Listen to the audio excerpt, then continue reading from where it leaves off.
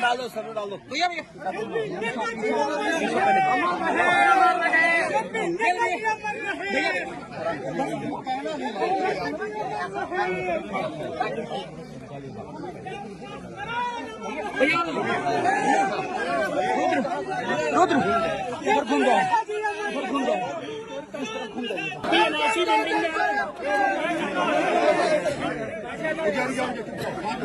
आज हम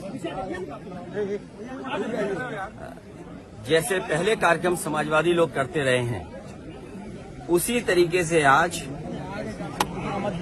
जयप्रकाश जी को संपूर्ण क्रांति के नायक के जन नायक नेता के लिए हर वर्ष हम लोग आज की तारीख में आते थे।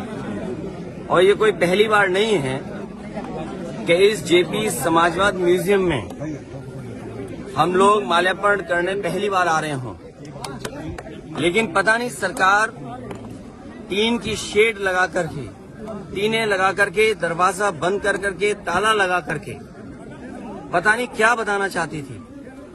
ये वही जेपी हैं जिन्होंने संपूर्ण क्रांति का नारा दिया था, और वो इसलिए दिया था कि उन परिस्थितियों में उस समय पर चरम सीमा पर महंगाई थी, चरम सीमा पर बेरोजगारी थी, चरम सीमा पर भ्रष्टाचार था, और न जाने कितना उनके साथ देश के समाजवादी नेताओं को जेल जाना पड़ा, इमरजेंसी लगी। और जिस समय वो पीजीआई अस्पताल में थे, उस समय जो उन्होंने जेल डायरी लिखी, उसमें लिखा कि मैं कैसे सोच सकता हूं एक लोकतांत्रिक देश में इमरजेंसी लग जाएगी।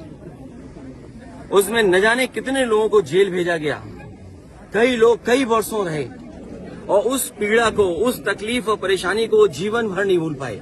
लेकिन जो नारा दिया था संपूर्ण क्रांति का, जो जगाने का काम किया था, उसने परिवर्तन लाने का काम हुआ, और किया जनता ने।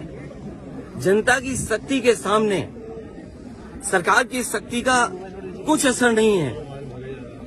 मुझे दुख इस बात का है कि पुलिस लगा करके यहाँ रोक रहे हैं, अधिकारी इस बात के लिए तैयार नहीं है कि किससे पूछें। तो कम से कम ये देश की और प्रदेश की जनता जाने और लोग जाने आखिरकार कौन रोक रहा है, कौन रोक रहा था। इसलिए मजबूरी में जिस तरीके से हर बार माल्यार्पण करने हम समाजवादी लोग आते थे, मुझे याद है जब उद्घाटन हुआ था, नेताजी यहाँ आए थे, नेताजी से मैंने उद्घाटन करवाया था।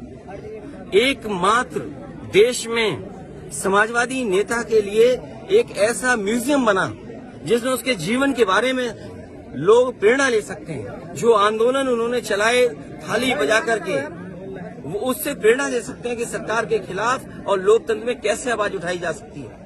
आप आवाज दबाने का काम कर रहे हैं उन समाजवादियों को, उन आने वाली पीढ़ी को जो देश के लिए कुछ करना चाहते हैं, सपना देखा उन्होंने। ये वही म्यूजियम है जो पूरे उनके जीवन के बारे में बताता है, उसको बंद कर रहे हैं। अपनी कौन सी नाकामी छिपा रहे हैं, अपनी कौन सी ऐसी चीज छिपा रहे हैं जिससे जनता को नहीं आने देते। न केवल ये म्यूजियम, जो पीछे बड़ी इमारत है, बड़ी बिल्डिंग है, जो कभी नेताजी ने, जॉर्ज फर्नांडिस ने और उस समय के समाजवादी लोगों ने इसका शिलान्यास किया था।